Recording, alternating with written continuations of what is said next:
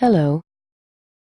I've been looking at the indicator that says describe technological developments during the 1920s and their impact on rural and urban America.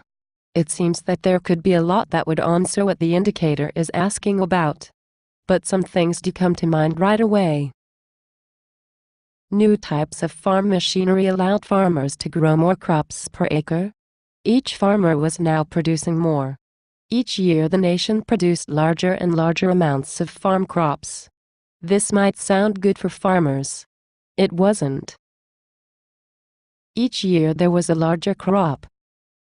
The price of that crop went down. The more farmers produced in an effort to make more money, the more they drove the prices of the goods they produced lower and lower.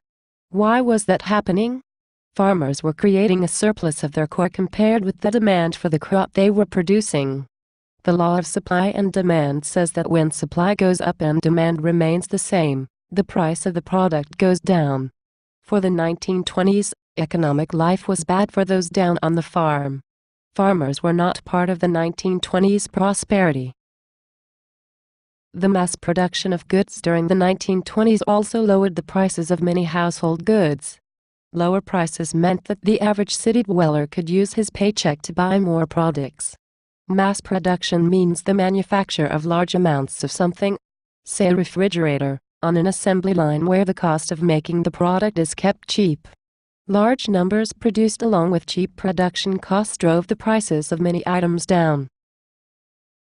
Lower prices meant that a person could now buy more with the same amount of money.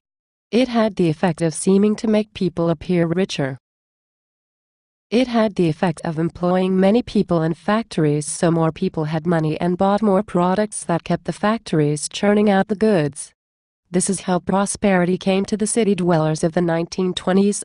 It's also what convinced many people to buy stocks in the seemingly ever more successful companies running the factories.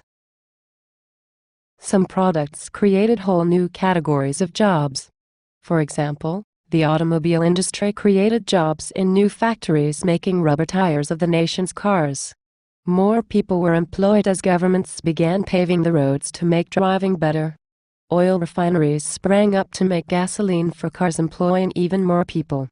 Some people became auto mechanics, spending their days fixing cars that were having mechanical problems. The glass industry was now also making windshields for cars. Well, that's what comes to mind immediately when I think about this indicator. There's much more if you take the time to think.